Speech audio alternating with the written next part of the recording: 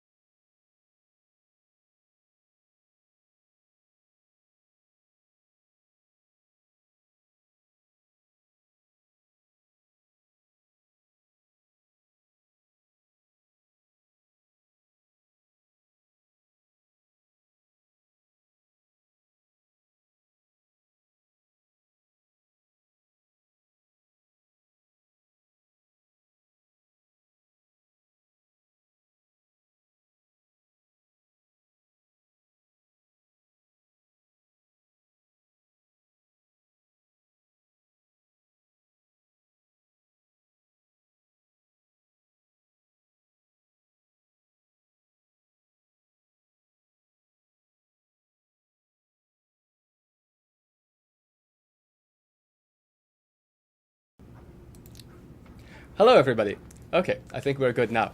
Thank you very much for joining us here, and I apologize for the technical issues that happened earlier. We are very happy to have this collaboration with North-South Foundation, and in particular, the part of the issues that were before was because the particular software that was being used was not exactly compatible. May I first double check that we actually have everything working now? Do we happen to have, is everyone able to hear? I see that somebody has said finally, I appreciate it. And so we hopefully have everything connected at this point. It's good. Okay, right. So thank you everyone for coming. And again, I love to be able to talk to different audiences all the time. And today and this afternoon, we were actually really looking forward to talking about mathematics and COVID-19. Oh, just a second. We have a phone call from one of the organizers. Hello? Oh, is that true? So it seems like people in the thing are now saying that they can actually hear everything. So are you still not able to hear? So that one I wouldn't be surprised. But the question is whether or not, I was hoping people could switch over to the YouTube live stream. If the webinar has no sound, it might have to be that you have to, on your thing, when you pipe it into the webinar, you might have to do something like play desktop audio. But everyone on YouTube is saying that they can hear perfectly.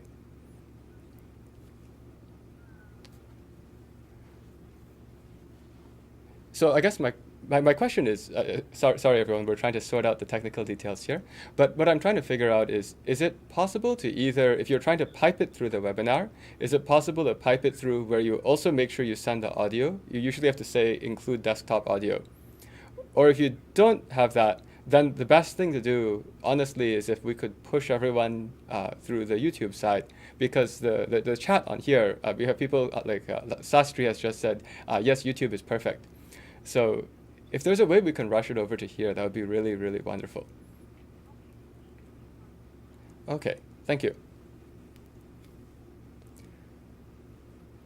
Right, so actually for all of you who are watching, what's happening right now is that we were going to do a webinar actually with North-South Foundation, which is a great organization that encourages all kinds of excellence in mathematics and science, and well, not just mathematics and science, also all other subjects. But unfortunately, because of the way that various systems work, my particular systems in this studio are actually all set up using Linux. And as some of you may know, Linux is not the same as Windows or Mac. And when some people go and make programs like GoToMeeting, they don't always support all operating systems. So actually what ended up happening is that we were supposed to all stream through GoToMeeting, but for whatever reason, nowadays, I guess many people use Zoom or something else instead.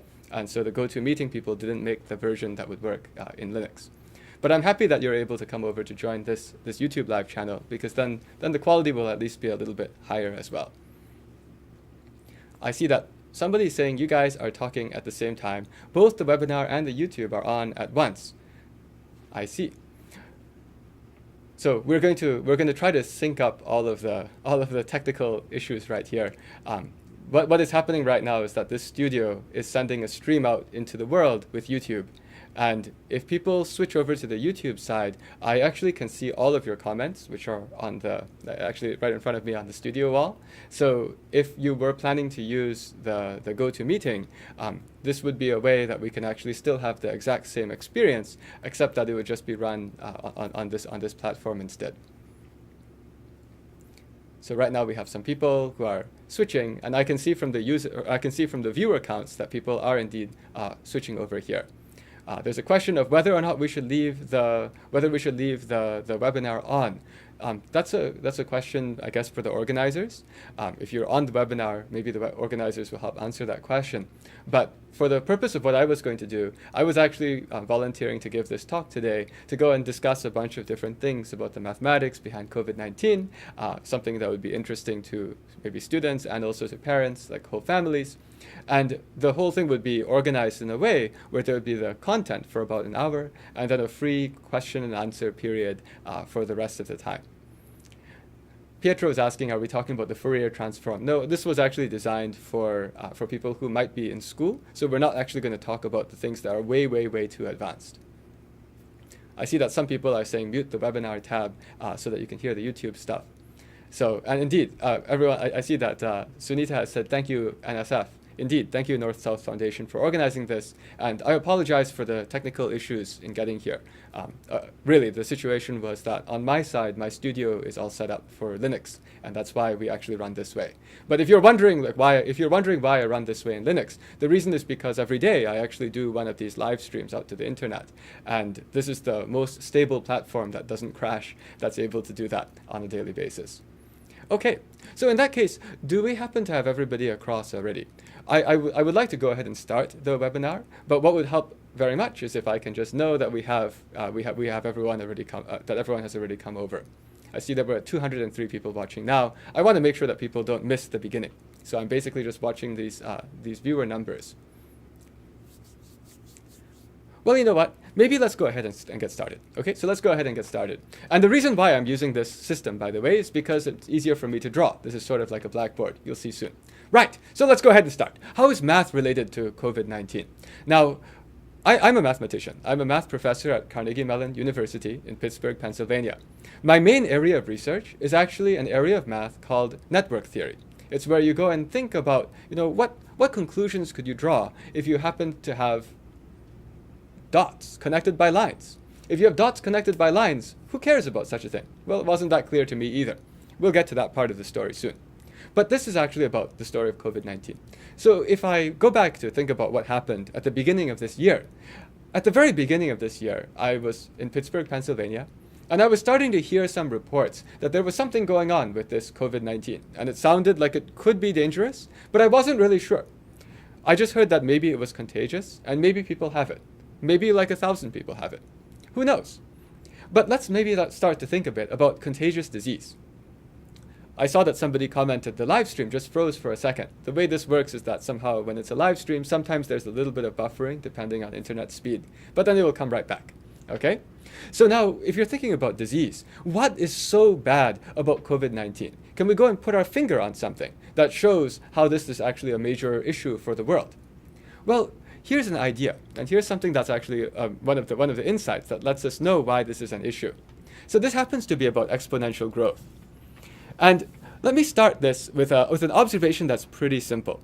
The observation that's pretty simple just starts by saying, just suppose that I have some kind of a disease, and the disease is such that if somebody is infected,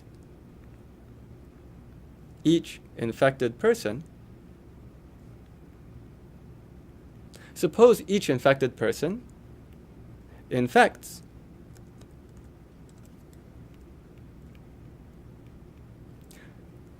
the actual number is R0. Okay, we're going to call R, let's just call it R. Okay, we don't need to have an R0 here. Infects R others. Okay. I just noticed that there are a few dots on this screen, and that's because I restarted all of the systems right before this thing began. Just a second.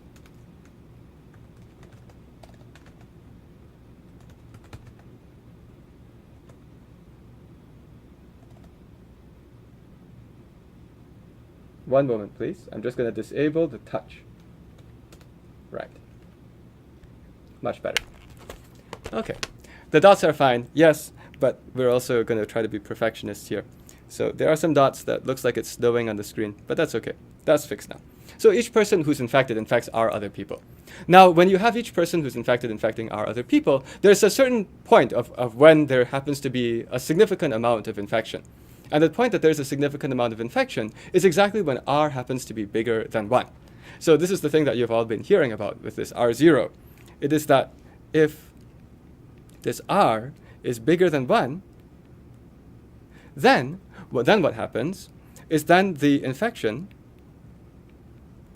explodes exponentially. What do I mean? Let's just do a very simple example. So suppose that you have some new person who's infected, right? So there's some new person who's infected. This person is newly infected. Now, if every newly infected person infects R people, and R is a number that is any number bigger than 1 on average, then you'll actually suddenly find out that, for example, if R was 2, then you go from 1 newly infected to 2 newly infected, and then each of those infects 2 new people. And you can see that the whole thing is blowing up out of control. And so the main point is, if r happens to be bigger than 1, then the whole thing grows out of control. Now I wanted to share with you an insight that I had recently when I was looking at some of this data. And this is something which is actually directly relevant to what we have to do in order to stop the spread of COVID-19. And so in COVID-19, you may have heard that there's an issue that people who don't have any symptoms are already spreading the virus. What does that mean? So you know that somehow at some point you start to feel a headache, you start to feel like you might be coughing. That's when the symptoms start. But there's also the problem that sometimes even before you're showing any of these symptoms, there's already some of the virus which is starting to spread out. And scientists actually went and studied how much of the virus are you spreading actually before you have symptoms. And there was a paper that was in a journal called Nature Medicine, which is a very reputable journal. Nature Medicine. And this particular paper went and did some studies on a lot of different kinds of diseases and when they spread. So for example, they were curious about the original SARS. And in the original SARS, what happened was that you could draw a graph. The graph would be something like, this is days. This is days after symptoms. So days after symptoms start. So if you have these days after the symptoms start, then you could actually think of what it means to have 0 days. 0 days is something like this. That's the moment that you first have symptoms. And if you go and look at this paper in Nature Medicine, you'll find out that there's a chart. And the chart looks something like this. Now, what do you think they're trying to plot? I'm just going to ask, what do you think anyone would want to plot if we're talking about spreading the virus? Well, the natural thing you might want to plot is how much virus was spread at these different times. So in fact, that's what the other axis is. It's not a logistic curve. Actually, I'm not plotting a logistic curve, anonymous pseudonym. What we are doing here is that this is actually the plot of how much virus you're spreading at that moment in time. Okay? So the other axis is the amount of virus spread. So now, the way you should think of this is that when you're spreading a virus, you have particles of virus coming out of you. And as you have these virus particles which are coming out of you, you can go and ask, at exactly 0 days after infection, like 0 days after having symptoms, how much of the virus is coming out of you. So actually, there's not very much for SARS. In fact, before you have any symptoms, you're really not spreading anything. Is this based on actual data is a question? Yes, I'm telling you there's a paper here in Nature Medicine, if you're curious. You can search for Nature Medicine, COVID-19 spread, and I just added number 44, because that's actually a particular number inside that journal. So inside this Nature Medicine paper, what you'd find out that for the normal SARS, after you first start having symptoms, only a little bit after, you start to have some spread. But how should you visualize? How should you think about what this graph is? Some people ask, what's the point of a graph? Well, the point of a graph is to indicate how much of the symptoms, how much of the virus is being spread by a person at various times after their symptom onset. And you would expect, of course, that this graph, if you went far enough to the left, it should go to 0, right? This graph should be basically 0 towards the left, because if you don't have the virus, of course you're not spreading any virus. On the other hand, you would also expect that as you go this way on the axis, you'd also expect that the virus is spreading a lot less, because either you have recovered or a worse outcome, unfortunately, if you have passed away. But what you'd expect to see is a graph that looks something like this. And there's this heap of where the virus is spreading. We hope it goes to 0 to the right. Yes, we do. Now, there's something else, which is that you can ask, where is most of the virus spreading? And if you look at this, for SARS, most of the virus is spreading around here. Now, the next thing that we can do is we can ask about other kinds of diseases. So if SARS was this way, there's also another disease, which is quite common, and it's called the flu. Let's use some different colors. So this green one was SARS. Let's use a yellow one for flu. Well, maybe let's use a very different looking color. Let's use the light blue. The light blue is the flu. If you look at that paper shows something that looks like this. This is for flu. So how would you interpret this? And actually, I like to give my webinars or my talks in a way that happens to be interactive. So if you happen to see a graph that looks like this for the flu, how would you interpret it? Why is it going up before 0? How could you possibly have anything before 0? Well, it turns out that before you even know that you have the symptoms of the flu, there might be little flu particles which are coming out of you. Because the way that you actually eventually feel, the way that you succumb to the flu and you get the flu, is that you start to actually have so much flu stuff in you, flu particles, flu virus particles in you, that they cause you to be very uncomfortable. But what this means is that before, you actually have a little bit going up. And that paper in Nature Medicine actually goes and quantifies, like how much is this? These are all estimates, of course. But there's something that you can look at this graph and see, which is that, yes, the flu actually spreads before there are symptoms. Oh no, should we be scared? Well, how much of it spreads before there are symptoms? The way you think about this is what fraction of the area under the whole blue curve is to the left of 0. So these are some insights. I think the main purpose of this webinar, because I happen to know that we have lots of different age ranges who are watching, whether they are students or whether they are parents, we have all these different age ranges. And since we have all these different age ranges, I know that some of you will be saying this is very trivial mathematics, but I'm trying to do it in a way that even the people who are younger who are watching this can get, here's why math is so useful. And in particular, why math is so useful is it can tell you where you can go and try to find out what is the main intervention we need if we want to stop the spread of COVID-19. So now, we have now seen that for the flu, over here, there's some stuff sticking out to the left. But what that means is that the fraction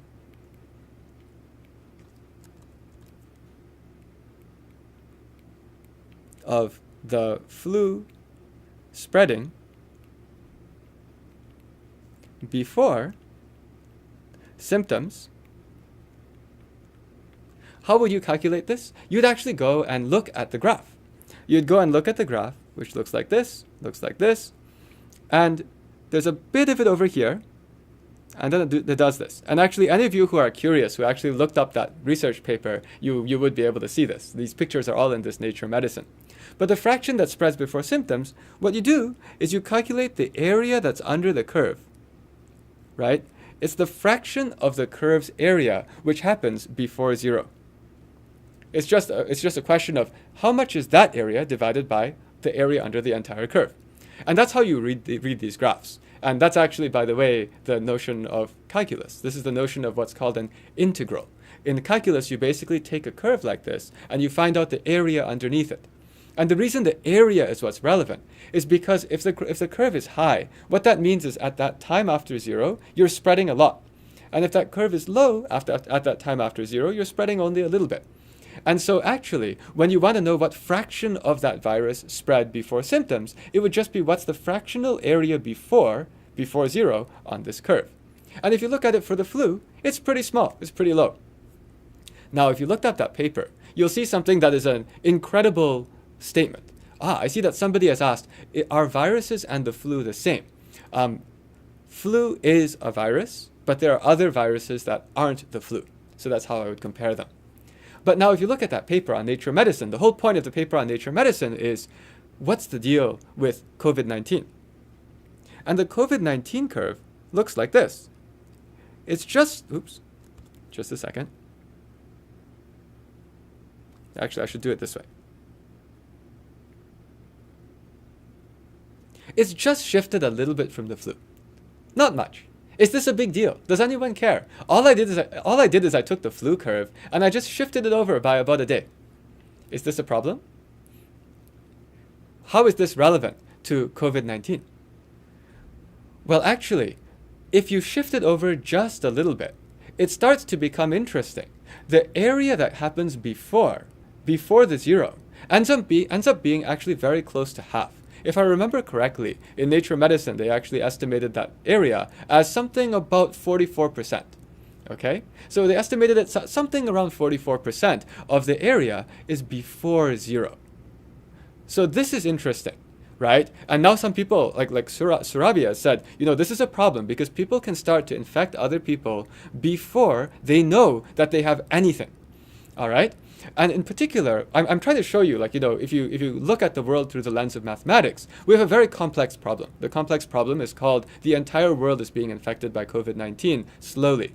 And how do we do anything about it? Is the solution to build more ventilators? Or is the solution to quickly find ways to build more hospitals?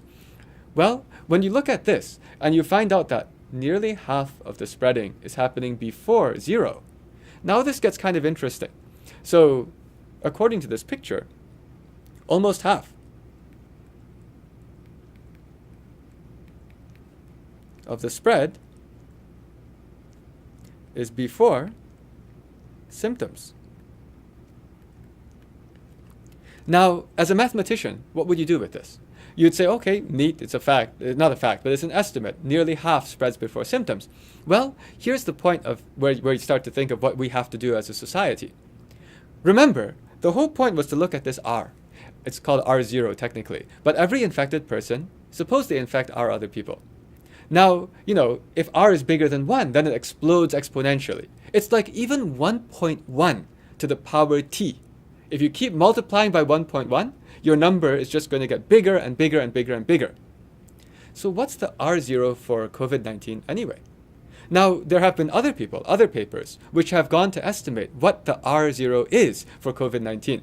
And people estimate things that are like maybe between 2 and 3 or between 2 and 4.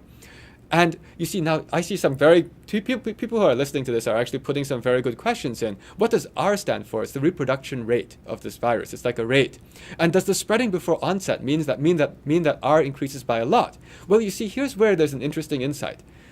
If the R0 with no interventions, because that's what we're curious about, if the normal R0 with no interventions is like 2.5, suppose, for the sake of argument, and some people think it can be as high as 4, but suppose it's normally, R is actually supposed to be 2.5. And by the way, it could be much higher than this. People have done studies which are based on, for example, the cruise ships that got infected and so on. So suppose that this is this rate. It's 2.5. Now, suppose we were able to do something that was amazing, which was after every single person showed symptoms, suppose that after everyone showed symptoms, we would be able to immediately catch them and cure them of the virus or whatever, right? Let's pretend that we had the best medicine in the entire world. Let's pretend that the whole world had amazing medicine, which was that the moment that you start showing symptoms, we can cure you and we can stop you from spreading to anyone else. Here's a mathematical insight. If R is 2.5 with no intervention, and if about half of the spreading happens before symptoms, then even if you had perfect medicine that was after anyone shows the first symptom, immediately cure them, it will still grow out of hand. This is actually, this is an insight I wanted to share with everyone. I hope that this thing is also interesting to the parents who might be watching, because this is more than just like a little calculation. What I just made an observation of was, if you have this much spreading happening before symptoms, multiply that by the basic reproduction rate of 2.5. And then what you'd find out is, even if you could stop the spread at symptoms with the best hospitals, the best anything in the world, 0.44 times 2.5 is still bigger than 1. Does this make sense? This is actually, I'm just sharing this with you because this is something I'm sure that there are epidemiologists who are watching this, actually the community of people who participate in North-South Foundation. Surely there are families who work in medicine as well. But, and what I mean is, surely maybe you guys actually know this stuff, but I haven't read this too much in, say, the United States newspapers. This is not something that many people have talked about. Prisha has just asked, could you please re-explain that? Yes, this is actually a key point. The key point is, suppose that when you have just like normal spreading of the disease, that the R is 2.5, meaning every single person who's infected infects 2.5 other people. How do you infect half another person? It's on average. What it means is that maybe half the people infect 3 people, half the people infect 2 people. And then what happens is that if the R is 2.5, then your number of people infected keeps multiplying by 2.5, and it just blows up out of hand. And then it takes off, and that's very bad for the world. But the insight that I wanted to share was, when you start putting that piece of information together with another piece of information, the other piece of information meaning that, hey, let's look at when you're spreading that virus. That's the second graph. When are you spreading this virus? Well, here's when you start having symptoms. And, is this 0.44? By the way, the 0.44, I seem to remember that's what the article said. But what's more relevant is it's close to half. And what's also more relevant is that somehow people actually estimate that the R0, it could be 2.5, it could be 4. It's something. It's something that's big. And the important thing is when you multiply this fraction, which is how much spreading happens before symptoms, and you multiply that by the amount of people you would spread to in the entire course of this curve, you find out that the average person spreads to more than one other person on average before symptoms. So the point here is that that's actually what's so unique about COVID-19. Of course, there are many other things about COVID-19 which are also bad, but one particular thing that's bad is it's a combination of the R0, which is something big like 2.5, together with the pre-zero fraction. Oh good, it makes sense. I'm always very happy when people ask a question saying, doesn't quite make sense, and then after explaining this, it's like, oh, now you understand, right? Because my point is, when you have a big complex problem called COVID-19 in the world, we don't know what we should do. Are we supposed to just go and build more machines, build more hospitals? What I've just showed you is if these numbers are right. Math is one of these subjects. It's based on other people's numbers. So if their numbers are right, there's a mathematical conclusion. But if the numbers are right, that each person normally infects about 2.5 people, and if about 44% of the infection is before they show any symptoms, then what it means is even if we had perfect hospitals and perfect ways of stopping the spread as soon as somebody shows symptoms, it would still blow up out of control. Well, that draws a very stark conclusion. Oh yes, I see that. Now we have questions like, what is the R for SARS and flu? Those I don't completely know, but look at the SARS one. The SARS one, the amount of the fraction of this curve that's before zero on SARS is virtually zero. So what I mean is that the asymptomatic spread of SARS, which is the spreading of SARS before anyone has symptoms, is practically negligible. What I'm sharing to you is you can multiply together that R rate and how much of that thing is below the zero. And with the flu, I believe that the paper, again, I don't have the paper in front of me, but the paper in Nature Medicine, I think the flu thing was like 10% of it was before the zero, something like 10% or a single digit. And now what that means is that, you'd actually need the R0 of the flu to be like 11 in order for that to blow up out of control. And it doesn't, because 11 is actually insanely high. So what we have here, when you look at these two things together, it tells you, oh, unless we find an intervention that can stop this kind of spreading, there is no way to stop the spreading. Can R keep changing? Yes, that's a good question. Yes, like with social distancing, does it decrease? Yes. So the whole point here is that when you have these diseases, the whole game becomes, how do we make R smaller? And in fact, if you wear a mask, people believe that if you wear a mask, people know that if you wear a mask, you transmit less. The particles that are leaving out of your mouth, if you happen to be sick, those particles don't infect other people. And so, for example, if you use the method called, as soon as you feel sick, put on a mask, you might be able to stamp out this part of the pink curve that's after zero.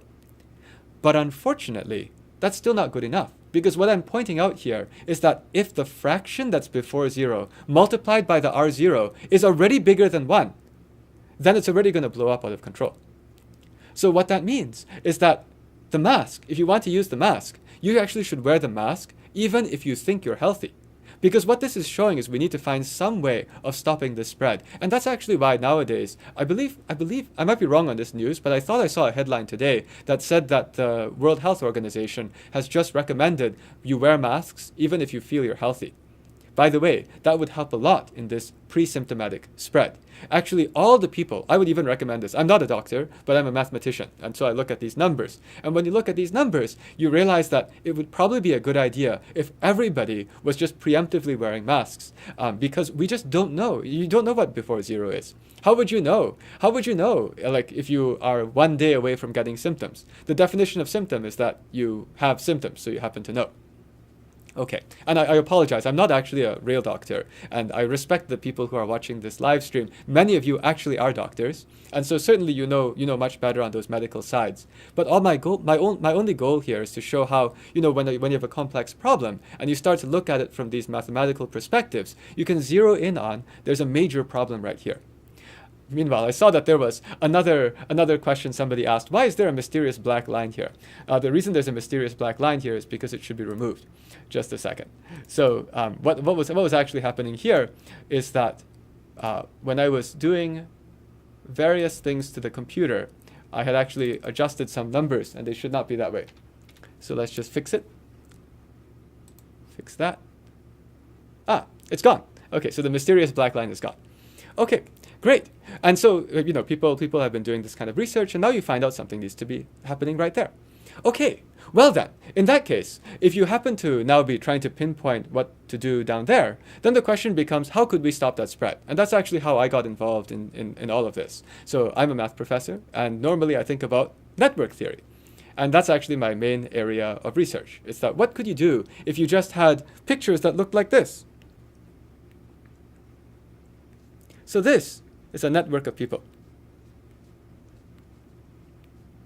Let's pretend that this represents people and how their relationships look.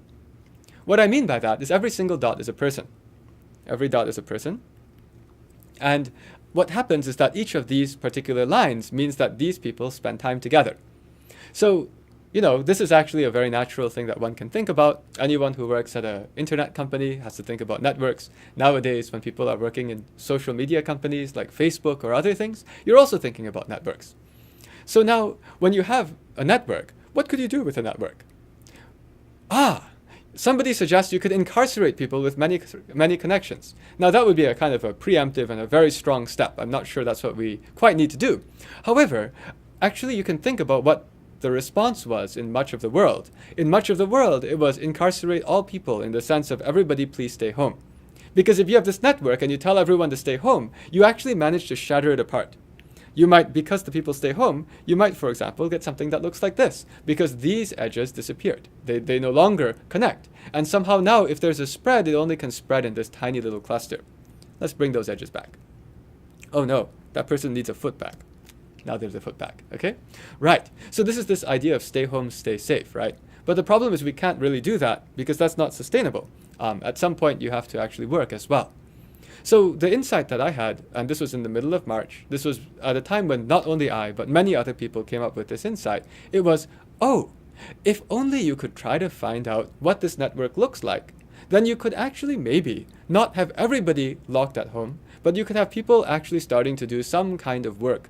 They could go outside. They could go out into the outside world and do some kind of work. And so that becomes a question of what could you do with this network? And that's actually what I ultimately built. I'm actually behind, I led an app which is called NOVID, N-O-V-I-D. It's COVID with an N because it's an app that's trying to stop the spread of COVID. And I see that we have a question. Is this what contact tracing is, Dr. Loh? Yes. The point of contact tracing is that if you have the whole network, then if you know that this particular node happens to be infected, then you could start to go and try to find people who are around it and go and tell them, hey, over here, you guys need to be careful. Over here and over here, you must be careful because there is somebody around you who already has tested positive. And that's the gist of this idea called contact tracing, which is that as soon as you find this, quick, find the other people.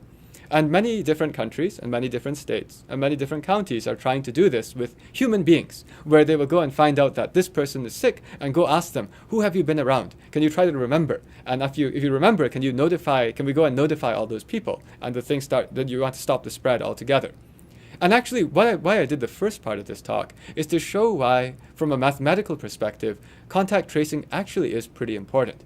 The contact tracing is very important because if we don't do the contact tracing, then somebody is going to be infected. And before they know they're infected, before they show symptoms, they spread to more people. And it just keeps going. Thanks for asking the question, Umesh. Is this network of infected individuals? No. This is the network of all individuals. All people. Imagine that we were able to get this entire network. And if you could get this entire network and you found out that there was a person here who was sick, then with the power of that entire network, you could alert people and hopefully stop them from getting sick. And that's the principle of contact tracing. Oh, somebody is saying that's also why you should drink water. This is a good idea. Actually, clearly this person has been watching my live stream. I also drink water a lot during the live stream. Right. So now the whole point is that we need to find some way of doing this, and we need to do this efficiently. And that's what our app does. That's what NOVID is doing. Actually, I should say many apps are doing this. And I'll say a little bit more about what's different about NOVID after I first give credit to all of the other people who are also innovating in this area. So all of the different people who are doing this are trying to construct this network in different ways. So the one that you may have heard the most about, which is the one that Apple and Google are doing, doing meaning making a way for other states and other countries to use, is that they're making a system that doesn't actually collect the network. So the network is not visible to anyone. But if you happen to be around somebody else who tested positive, then they would tell you. So that then maybe you could know, oh, maybe you might actually have this virus. You should be careful. Somebody asked, what is your app called? Our app is called NOVID, N-O-V-I-D, COVID with an N. Okay? So now, when you have this non-network based solution, the way that those protocols, those systems by Apple and Google work, it's actually quite clever. You have your phone, and your phone happens to have Bluetooth usually. Bluetooth is how you connect these headphones. And what happens is that when you have your phone, if you see somebody else's phone within a Bluetooth range, you can go and find out, with the Bluetooth, hey, oh, I see that I could pair to the other device. Then once you know that the other device is somehow nearby, you would go and say, okay, let's make a line between them because these people interact. So now the issue is, if you did that, is that enough? And I wanted to share, somehow, when we talk about the technical details, if you're talking about, say, using Bluetooth, one of the issues is that Bluetooth actually works through walls, through ceilings, and so on. And so, unfortunately, what you might actually detect is way more than what you should. For example, you might think that this person has direct contact with that person as well. They just happen to live on different floors. And indeed, Caleb is also asking, what about cars driving by? These are all issues, right? These are all issues. So I can tell you what we chose to do. Actually, what NOVID chose to do uses some math. What we did is we actually don't just use the Bluetooth. Once we find that the two phones are nearby, we actually then go and ask one of the phones to go and make a noise. And when that phone makes a noise, making the noise with ultrasound so that it doesn't bother humans, it's at a very high frequency. Once they make the sound with the ultrasound, then we can hear the sound from the other device. If we can hear the sound with the other device, then we conclude that they are indeed nearby. And if we can't hear the sound, then we say that they are not nearby. And this is a way of solving the problem of, what happens if you had two different devices which are kind of nearby, but they're separated by walls. Thanks for asking, Arav. What is this diagram of? This is a diagram of relationships.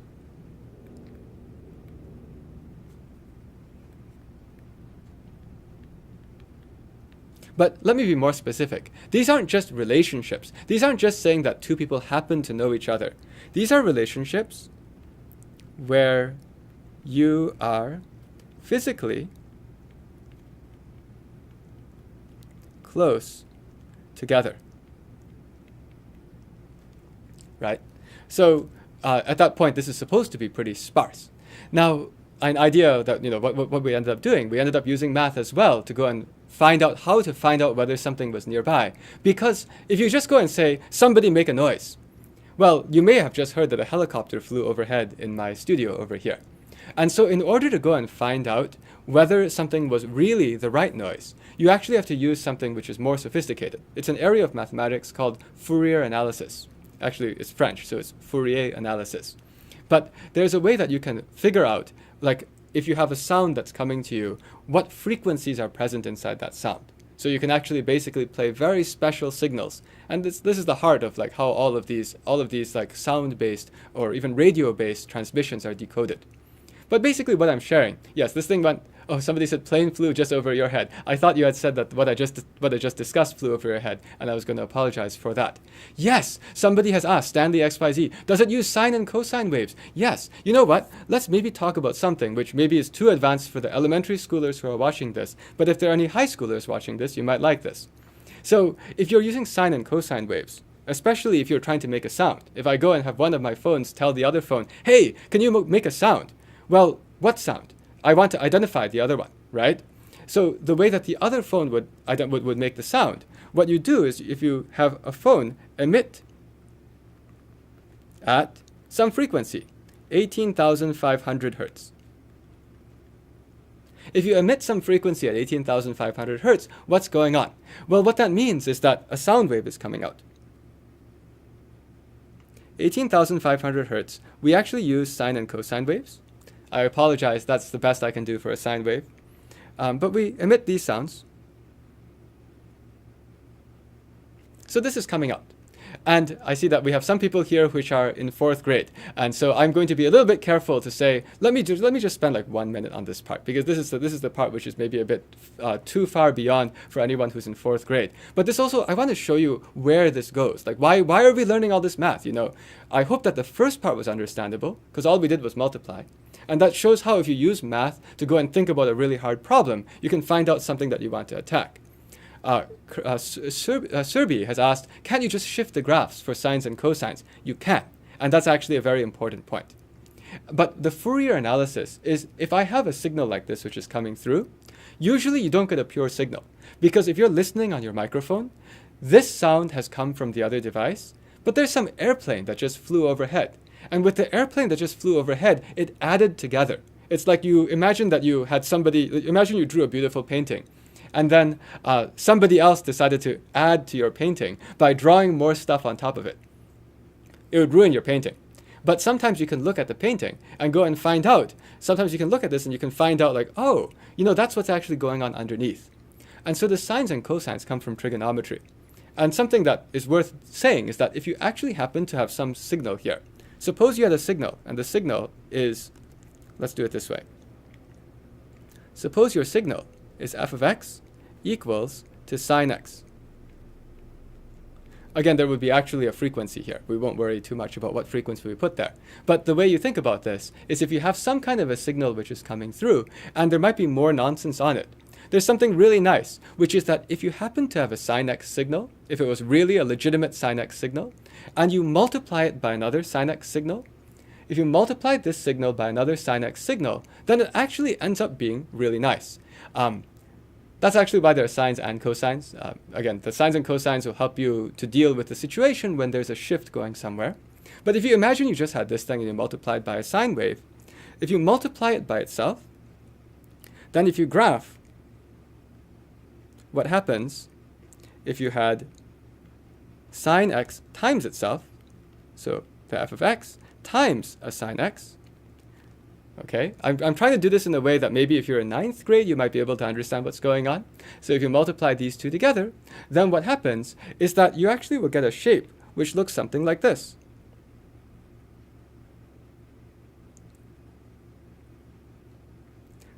So it's actually all positive. And so in fact, the area that's underneath this particular curve ends up being big. So that's a nice thing. So I'm just going to say if you multiply these two together, then it turns out that the area underneath is big. Area under the product is positive. There are some other cases where it's like maybe it's negative, but it's somehow big. It's different from 0. And so what this does is it helps you to detect that this particular thing that came in was actually running at the same frequency as this sine x. And now if you happened to try to multiply this by something else though, if you multiplied it by say sine of 2x, then it turns out that this thing keeps crossing through 0, and you get a what's called an integral which is close to 0. So this was a little bit on the fast side, only because I know that we have some younger people here who maybe haven't taken this part of math. But anyone who is curious, this is the principle of Fourier analysis, which is that if you have actually some very complicated signal coming through, you can actually just go and take these products and look at the areas underneath, and then from that you can detect whether or not there was that frequency which was playing. And thank you to the moderators. There's actually a much more in-depth description of what I just said here in a live stream that I made to teachers in New York State about 2 months ago. But so this part of the talk was basically trying to go through, you know, what could you do with mathematics if you wanted to use mathematics to try to attack things that are inside the real world. And I guess I wanted to spend a lot of time on the most understandable part, which was like what's the deal with the R0, what's the deal with the pre-symptomatic transmission. because those are the simple, very simple calculations that anyone can do. Anyone can do these kinds of calculations and then come to conclusions about what are some important points of intervention. And then once you realize that, oh, something that you should be intervening on might be about the pre-symptomatic spread, then that motivates going back and trying to do something with these networks. And so ultimately what we decided to do when we got this idea for NOVID was we decided to go and build this network. We collect the network both through Bluetooth and ultrasound. As you're walking around outside, if you happen to have your phone with NOVID installed and somebody else has NOVID installed, and you actually come close enough that the sound transmits and it happens to know that you're there, then you suddenly know that this particular edge in the network is there. So actually I set out to create this big anonymous network in a way that was anonymous. So the other key point was, can you preserve privacy? And in order to preserve privacy, when we were making this NOVID app, the idea was, let's just make it so that whenever you are going around, it doesn't say anything about you in particular. And that's why all of the communication is by Bluetooth and making sounds, because those don't require any kinds of accounts. Arav asked, what if someone doesn't have their sound on? If they don't have their sound on, then all that has to happen is that actually the way the app works, it is actually able to turn the sound on. So I also ended up getting into programming apps. So when you start programming Apple and Google apps, it turns out that even if your phone is on silent, it is actually possible to turn the volume on and play a sound that you don't hear. That's actually what we're playing. We're playing these ultrasonic frequencies, like 18,500 Hertz. If you play that, you actually won't hear it. Your dog will hear it. But at the same time, this thing gets out all the way. Deepthi has asked, does that interfere with Apple privacy policy? We actually were very, very careful to follow all of these policies. And so what we did here is that we actually made sure that whatever we did as we were submitting to Apple and Google for them to publish it, this app is actually approved. Actually, we were very clear on what we were doing. If you're curious about, what's the deal with all this ultrasound? Actually, I'll tell you, we are not the first people to do this. Your phones are probably already doing this with other phones. This is actually not necessarily we're not the only ones to go and use this. So it's not like we were the first ones to ask these privacy questions. We have some questions. Can we calculate? Yes. That's a very deep question. So I see that there was a question of, how do we calculate the relative impact between controlling the virus and having a lot of people lose their jobs and lose their ability to have food on the table? How do you compare that against the deaths from the virus itself? This is a very, very deep question. Some people say, make sure that the cure is not worse than the sickness? I forgot the right way to say that phrase. But you want to make sure that the cure is not worse than the sickness itself. And the point is that if you actually are trying to have a cure that makes sense, unfortunately, it's actually not sensible to go and have everybody lock up. In fact, that's why I got started doing this. I started doing this in the middle of March, right when my state in Pennsylvania was starting to lock everything down. And as a mathematician, I actually calculated how long will we end up being locked down for if there's no intervention. Solution is worse than the problem. Exactly. That's the phrase I wanted, right? And so what we realized was, yes, this lockdown method is not sustainable, because the lockdown method would need to lock us all down for like 9 months or 1 year, which is completely unsustainable. And so that's why we got the idea and said, let's try to build this app so that we can actually stop the pre-symptomatic transmission. I want to tell you guys something that's also new. So you guys are a bit lucky in that I'm about to tell you a feature that most people don't know is about to come out. And that's because what we are doing here is, the treatment is worse than the disease. That's another way of saying it. But what we are always doing is we're always adding more features to try to stop the spread of COVID-19 more efficiently. So there's a new feature which is about to come out. In fact, our team is building it right now. And the new feature is one that actually tries to get at the point that you've raised, which is we can't afford to just tell this person here, stay home because you might have the disease. You see, it's a little bit more complicated. Right, let's think about how a lot of the systems that people in this world have been talking about so far. So in this world right now, a lot of people are talking about an intervention based on, as soon as someone reports positive, just tell the people that we're right around them. That's actually what the whole world is talking about right now is the solution. As soon as anyone reports positive, just tell only those people next to them. Suppose you did that. what are you telling this person? You're telling this person you might have gotten COVID-19. Might. What's the probability that you got it? Actually, we don't know, but you might have it. You might have it. Please now stay home and don't go anywhere for 14 days. And indeed, as the question that came up in this live stream, some people are not sure, would that person stay home, right? Would they actually stay home? If you just told someone you might have gotten COVID-19, please don't get someone else sick, so please stay home. It's difficult. It's difficult to make a judgment. The new thing that we're putting out is something which is more like a weather radar. So we're actually about to, because we actually collect the whole network here, just anonymously, so we don't know who anyone is. We just know it's like user number 5326, and somehow they were around this other user. But we have this big network. And if you have this big network, what we are doing is we're actually going to give you a radar map. And the radar map will say something like, suppose you're there. Suppose you're there. Let's put a U. How far away is this person? Well, let's find out. This is graph theory. How far away is this person? 1, 2, 3, 4. 4 hops is the shortest path.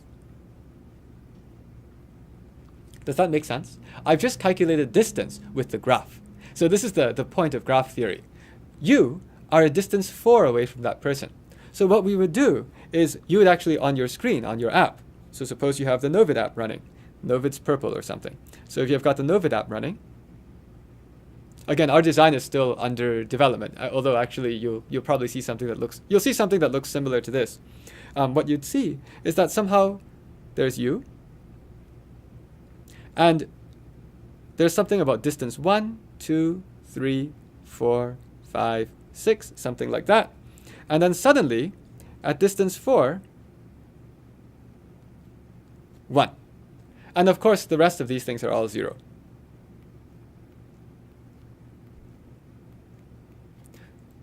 This is a bar chart.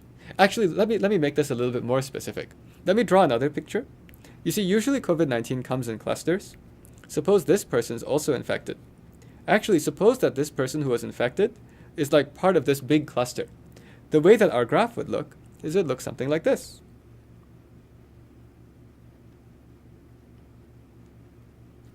And usually the way these things work is that now you have even more stuff which is going on out here. Lots of people who are infected. So that wouldn't be a 0, that would be a 3.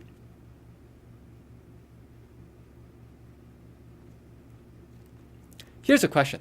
How many people would understand what this graph means? Umesh has asked, would the graph obtained always be a connected graph? No, because at the beginning, not everyone installs the app.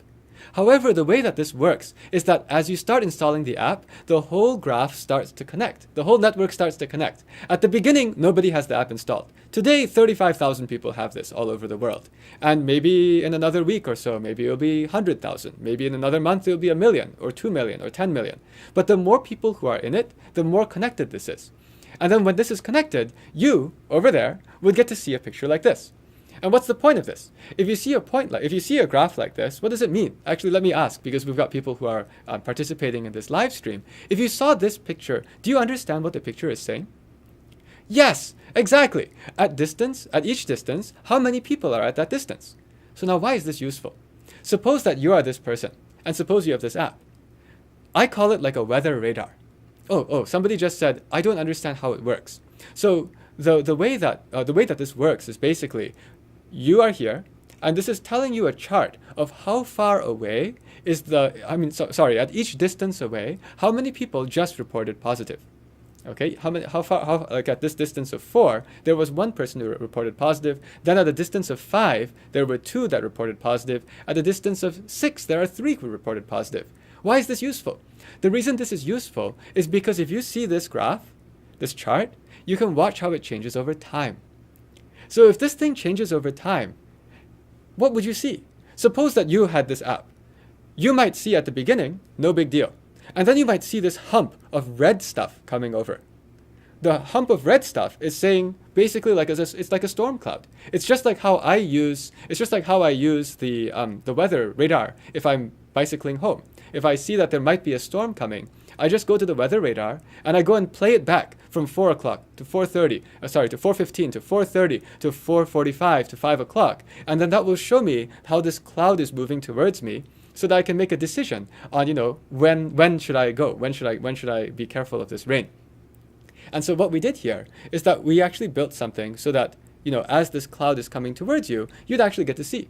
So the reason why this is a completely different way of trying to stop the spread of COVID-19. What we're telling you is not, you might already be infected with some chance that we don't know, please try not to infect someone else. What we tell you is, there's this big lump of red coming over. Those are all people who have already reported positive. It's coming closer to you. The moment that your you becomes a 1, you got COVID-19. And this is basically sending a message saying, hey, you're not sick yet. Do you want to get sick? If you don't want to get sick, you just watch where this is going. And if this is getting too close to you, then you'd actually yourself start to be careful. And so this is actually the idea of using graph theory. If you go and use graph theory, you have the potential of even building some kind of a system that automatically has its own checks and balances. So with your own checks and balances, then it's able to actually automatically make it so that when people are getting close to the infection, they'll just be more careful because they'll see that it happens to come closer. So that's the latest thing that we've actually built. And this, yes, Joshua Wu asked, when is it coming out? Well, this design actually was just fine. Well, it's close to final, but it was put together in the last few days, and we actually are moving directly into implementing it now. So that's what we're doing. Right, so that actually sort of finishes this part of the live stream. I mean, this webinar. In this webinar, we wanted to make sure there was time for people to ask random questions if they want. I guess the title of this webinar and this webinar pair, I'm doing a pair of webinars, was about, math competitions and having some impact on COVID-19. I'm actually from the math competition world, and that's also why it's a pleasure for me to work with North-South Foundation, because North-South Foundation does a lot of things with competitions too. They run competitions.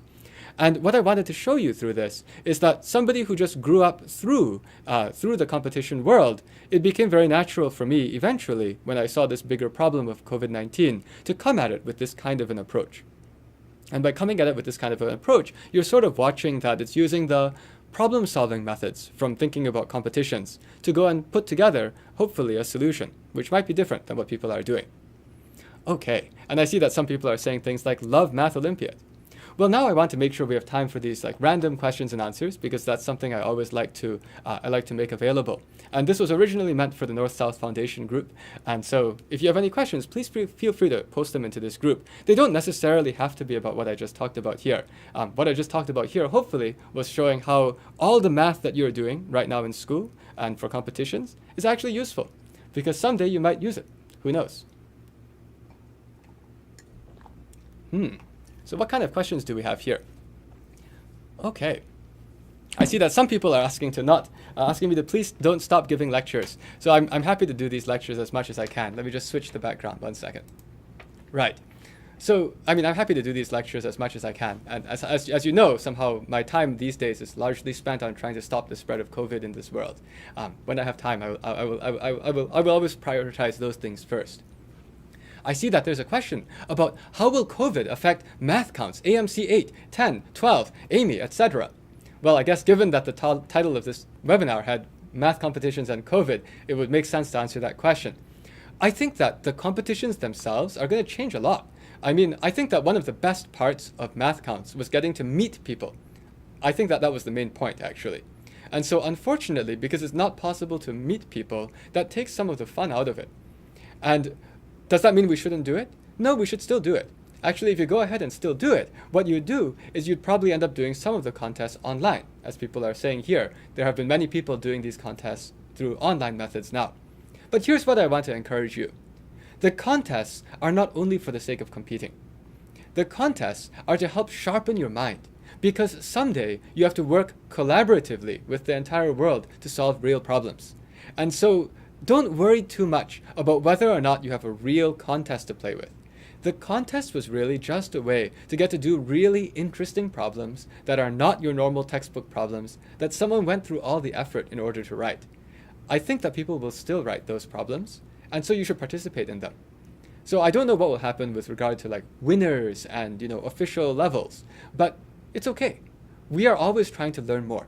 And if you want to know a bit about the things that I did when I was younger, I of course played in contests. But a lot of what I was doing is also things that nobody ever knew.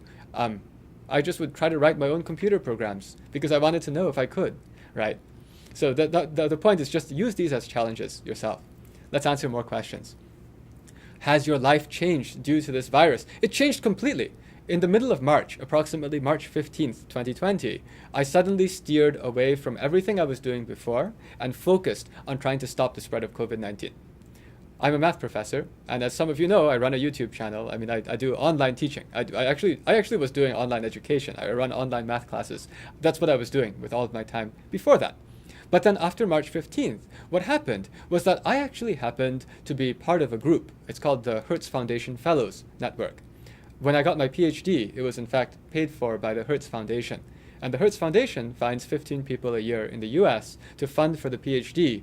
And those people get a free PhD, but they sign a moral agreement. And the moral agreement says, if there's ever a moment of national emergency, you'll come to help. And so in the middle of March, actually, we were activated. And there was an email that came to this community from a very senior member and explaining, how bad COVID-19 was. And so I started to think, what can I do to try to deliver on this commitment that I had said before? I see that somebody has asked so many questions about how did you grow your YouTube channel so well? I'm glad you think I'm growing it well. I think, in my opinion, we just opened the YouTube channel because we felt like it. We said that we already had been making all of these online courses anyway. And so since we had the entire studio set up, which is what this is coming from, it cost me no effort to just go and deliver an hour of math to anyone in the world every single day. So ultimately, we just decided, let's just use it. I mean, what's the point of setting up all this equipment here? I'm pointing at nothing because you can't see it. But, what's the point of setting up all of this stuff and not using it, especially when there's so many people in the world who can use it? Neil Shah has asked, how do you like the environment at CMU? It is, in my opinion, it is the best place I could ever have chosen to work. I'm a weird person. I'm a professor. But if you can look online of what the things I do, if you look at what I do, they're kind of weird stuff. I will sometimes decide to coach the US Math Olympiad team, or I'll try to make online math courses, or I'll try to grow a YouTube channel, or I'll suddenly try to put everything down and stop the spread of COVID-19. So I just always choose these projects based on what I think is the most potentially impactful. And Carnegie Mellon University has the attitude that they like their professors to be doing crazy things that actually might have some chance of having some impact on the world. So I couldn't imagine being anywhere else but here. I love it here. And the Carnegie Mellon environment is full of crazy people like me. So when I got here, I was just inspired. When I got to Carnegie Mellon, I looked on one side, and here was a guy who has a Turing Award, which is like the Nobel Prize for computer science. Look on another side, and this is the guy who invented the CAPTCHA. The thing you have to enter like random letters to get into a website? And then a little bit later, he went and invented Duolingo. And so this is just the kind of guy that I run into all the time. And then you got this other guy over there who's like building self-driving cars that are they win the championship. And he's also sending a rover to the moon. And when you have all these people around you at Carnegie Mellon, these are all these professors, you say, man, I gotta up my game. What is my job here? The job of a professor at Carnegie Mellon is to go and try to find some way to leave some dent on, I guess, the society that we live in. Hopefully a good dent. I have a question here from Govinda asking, what inspired you? Honestly, I just like people. Maybe you can tell. I mean, I just like people. I like helping people. I like making people happy. That's just something I've always had since I was young. I enjoyed making people smile, and the more people, the better. But you don't just make people smile with like a little joke. If you can actually do something that leaves a positive, lasting impact on them, they're happy in a very strong way. That's why I got into education, actually. My first inclination was to get into education to go and help that. And then, that grew into other things. I like helping people, but if you want to help people, the only way to help lots of people is to come up with some ideas that maybe can scale. And so that's how I got into technology and mathematics and all these other things that I do. I also like doing things that are supposed to be hard or impossible. That's actually what I got from the competition world. That's why I strongly encourage you to go ahead and do all these competitions, whether they're online or offline. And as you do all of these competitions, you just get used to challenging yourself for fun. And if you do that, then you just keep going through life trying to challenge yourself for fun. I see that somebody has asked a question about the NOVID app. How will the NOVID app know that you have COVID? Well, right now, the way we've built it is that the first way of being able to report is where you self-report, where you go and say, I have COVID. Now, when you do that, it's important that this is anonymous. And also it's important that you actually can't just spam that button. In fact, you can press that button once. It's like a bee stinging. You can sting once. And if you reinstall the app, you have to wait 7 days before you can press the button. And the reason why we did this weather map thing, the weather radar thing of like the hump coming towards you, is because if somebody wanted to troll and just like report some stuff, it actually is quite hard to troll in a way that makes it really go towards one person. Sorry, no, that's okay. You can make it go towards one person.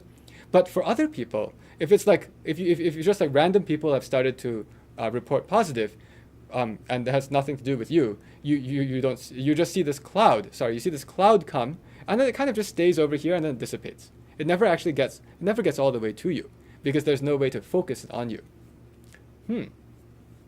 I see. Somebody was asking about the live stream. It's free. I actually just turn on this camera every day from 4 o'clock to 5 o'clock p.m. Eastern Time.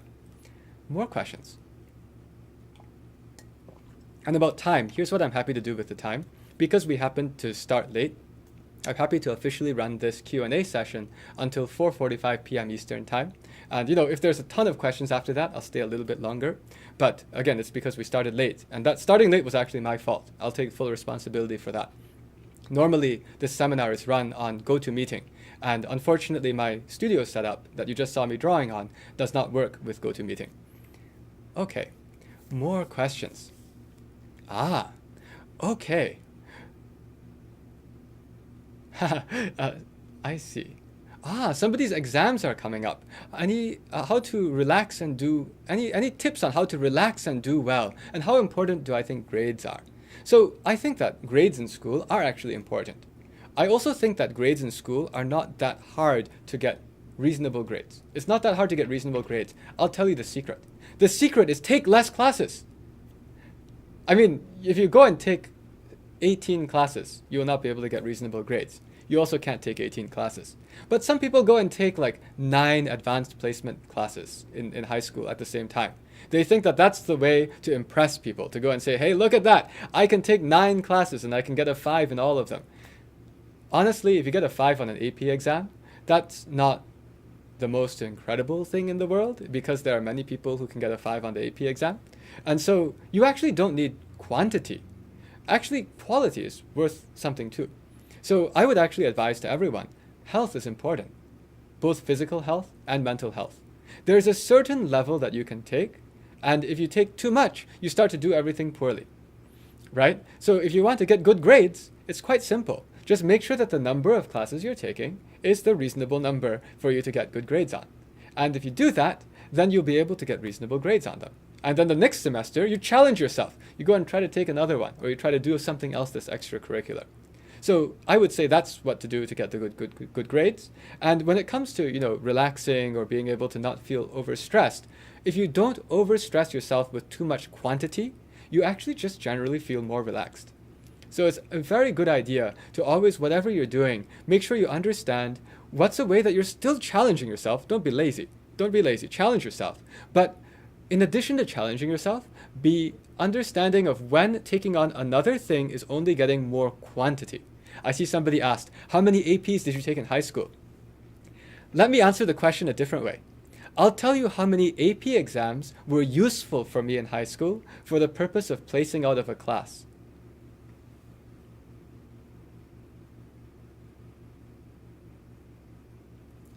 I think it was 0.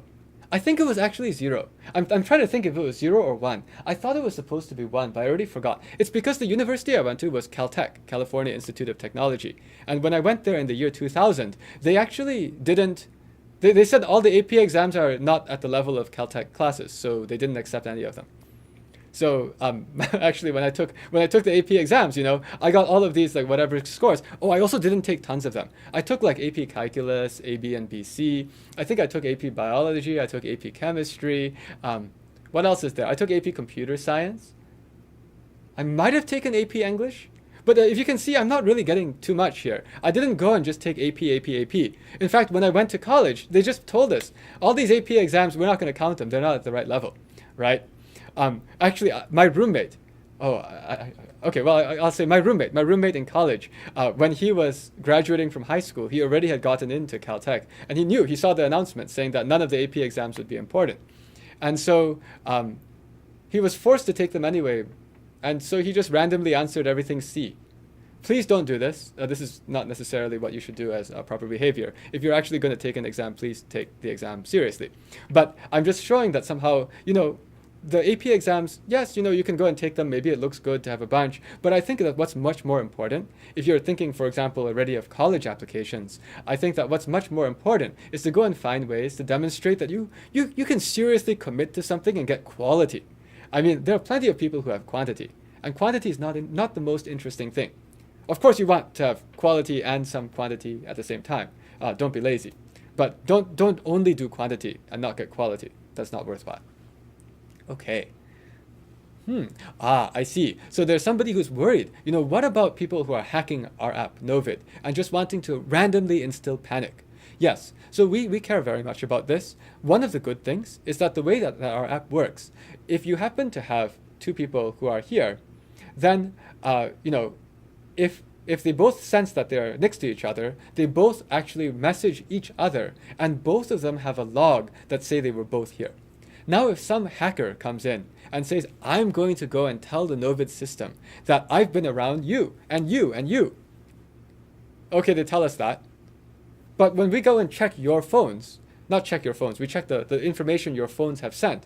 When we check the information your phones have sent, we say, no, you didn't see that person. That person wasn't there. So what I'm trying to say here is that by having to actually physically be in the same room as the other person, it becomes very difficult to do a mass panic through troll attacks because they actually have to be in the same place. Oh, this is neat. Somebody's asking, what do I do for self-development? Who do I look up to or go to or read? Honestly, I actually look up to people who are major innovators in the world, whether they are innovators in mathematics. I happen to be a mathematician. There are some incredible people in the world of math who dedicated their entire life to the craft. And I find that admirable and very interesting. And the chance to meet them at conferences or talk to them and, find out that they are normal people who just are really passionate helps me to know that it's possible. Oh, I'll tell you something else. Actually, something that was really inspiring was all these contests. That's exactly why I said I love the in-person contests.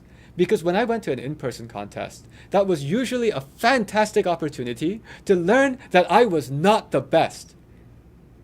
And maybe not even close, right? I think that actually I've always enjoyed being able to see somebody up close who's like an amazing superstar and then find out, they're still human.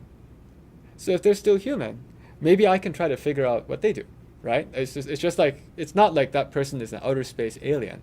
They're still human. They still have a sense of humor. They still are able to do lots of things. There's this constant stereotype that says you either become really good and qualified with technical stuff, or you can be popular. People make this like false dichotomy that somehow people who are really smart or people who are really good at math and science or any other academic subject have major problems with dealing with people. That's bogus. That's only because that's what you might see in movies, right? But then when you go and meet some of these super incredible people and you find out, hey, these are normal people who are really interesting, then you say, I want to do that too. So for me, I just always in my life, I always go and try to find these amazing people. It's just like how I said when I went to Carnegie Mellon as a professor, I go and see this guy who's the guy who invented this CAPTCHA. Every website I have to sign up for, I've got to type in some letters. And it's all because of him. Pretty interesting. Okay. More questions.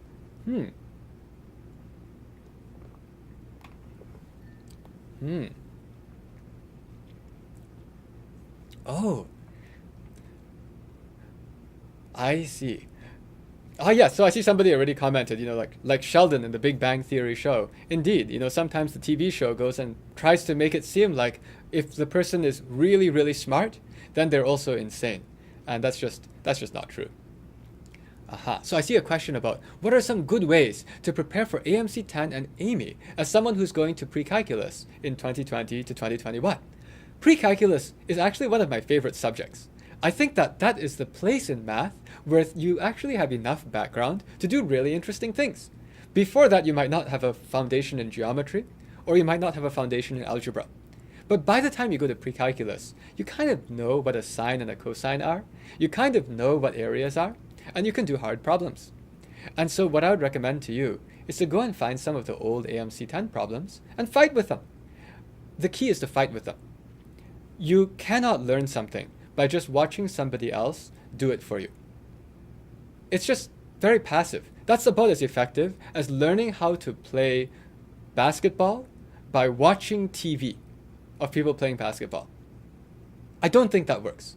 The way you learn how to play basketball is you got to try to shoot some baskets, right? So I would say if you want to go and learn how to deal with the AMC 10, go and take some of these old AMC 10 problems and just go fight with them. And don't fight with the ones that are too easy. If you see that these are ones that you can always do, like the first 5 questions, don't worry about it. But then go until you find the ones that you can't do and fight with those. I see there's a good question here by Pradeep. Pradeep Raju has asked, is there a math curriculum that you would recommend for children? Yes.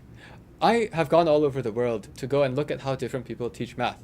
I normally don't run these YouTube live streams. I normally every weekend go to a different city in the United States and give math talks to the local people who are in elementary or middle school to try to build interest in math. And during all of my vacations at Carnegie Mellon, I would go all across the rest of the world. In fact, I've been to India multiple times to go and speak in schools in various cities. So now, after looking at all of these different curricula, my feeling is that the best curriculum that I've ever seen is the international standard of math competitions in middle school and high school. I didn't say the normal curriculum. Normal curricula are, they're okay, but they're actually designed for the general public. And the general public does not all really want to go deep into math and science and technical fields. And if you want something that's suitable for the general public, then that's necessarily going to be at a lower and a slower pace. But I think that there's quite a lot of people who want more, who maybe want someday to become a doctor, or maybe they want someday to become someone who works on rockets, like a rocket scientist. Who knows? Then you actually will need to have some of these other hardcore skills. And I've noticed that the middle school math competitions are really, really, really effective at giving you a very early introduction to all kinds of ways of thinking. So in terms of the math curriculum, I recommend actually that you go into this middle school math curriculum, which is for competition math. And actually there's even a great book about this. There's a book called Competition Math for Middle School, exactly what the title is. And if you go and play with this, please repeat the best curriculum. I strongly believe the American middle school math competition curriculum is the best.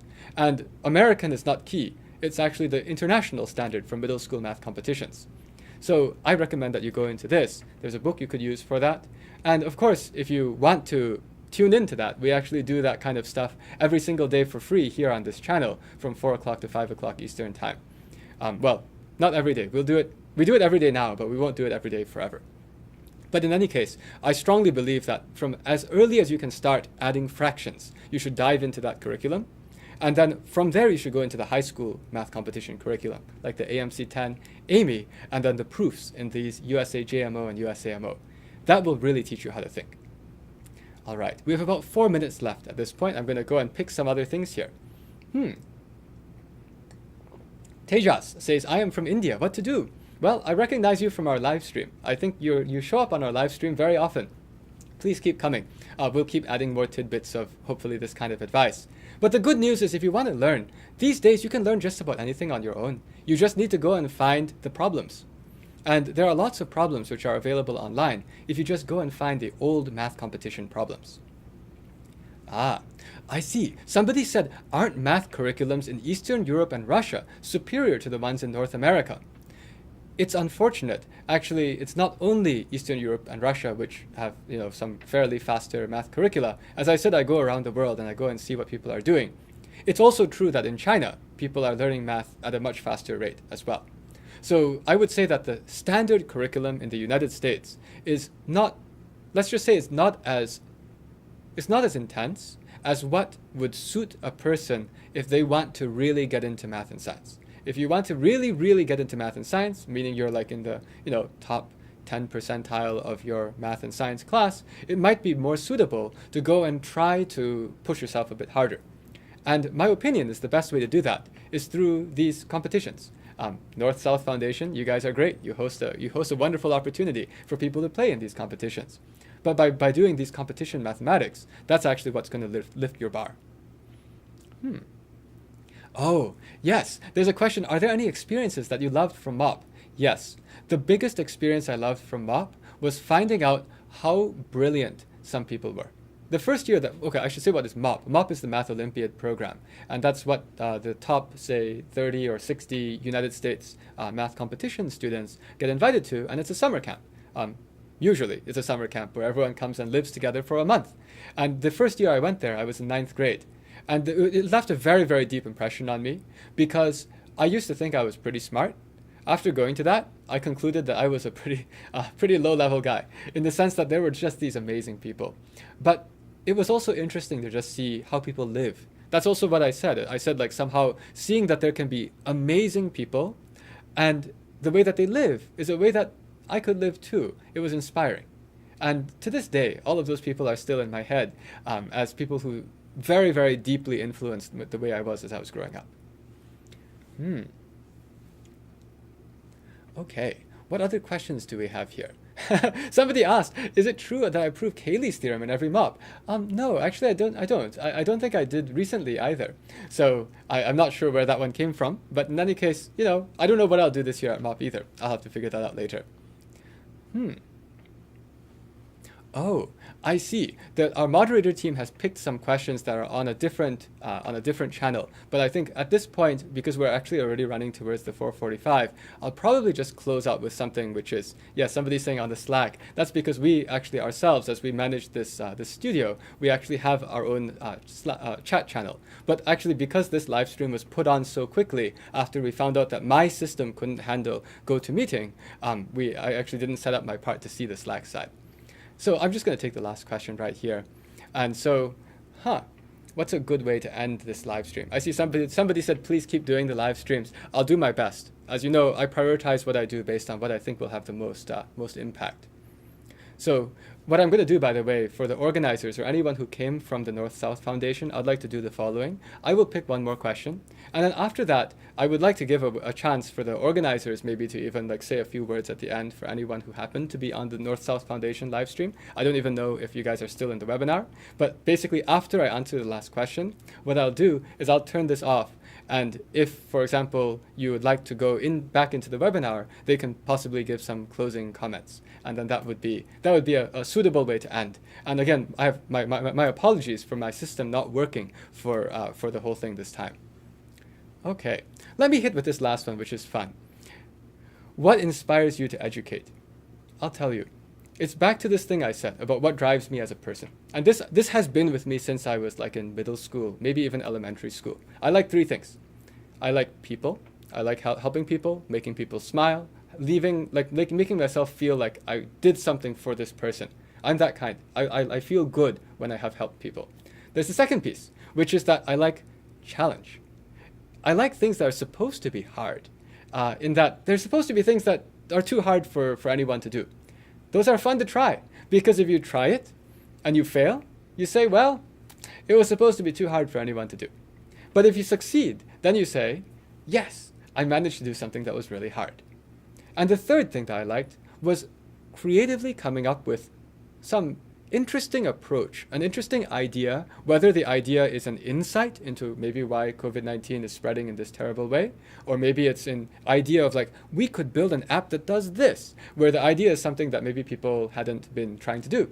I like to come up, that's the creativity. I like to create solutions with an analytical thinking. So those are the 3 things: people, challenge, and creating things with analytical thinking. And in the end, how I ended up getting into education is I found out that I could do all 3 of these things through educating. And I would actually encourage all of you, if you are anything like me and you like these 3 kinds of things, you might find out that you like educating too. And the way I found that out is when I was in high school, I started to coach my middle school math team. And that was fun. And then when I was in college, I started to coach high school students. And that was fun. When I was in my last year in college, I helped to be a teaching assistant for first-year college students. And that was also fun. And when I went to do my PhD, I was going to go and help to teach stuff. And then my PhD advisor told me, You already know how to teach. You should spend the next 4 to 5 years really getting that PhD to be like as successful as possible so that you can go and find a job at a university later where you can really do that to more people. So then I didn't really teach for about 5 years.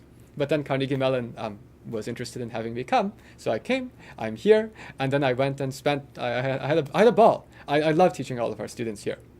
So I hope that's a good answer to your question. And I hope that anyone who came to today's live stream from North-South Foundation, I hope that you got what you were hoping to get. I will give my sincere apologies for the system not working. For the next live stream, I'm going to really try to figure out what's wrong with the different cables here. I actually do have Windows on some computer, but there's a huge recabling that I have to do in order to get all of our equipment from the office wired into the other one, in the studio to be wired into the other one. But thank you very much to North-South Foundation for organizing this, for bringing all of these people here. Thank you to all of the audience who put up with our 20-minute delay that was entirely my fault. And I'd like to give the organizers a chance if they would like to give some more comments. I don't know if they will be able to be in that room or not, but I'll just leave this with, directing people back to the room if it still exists so that they have that opportunity.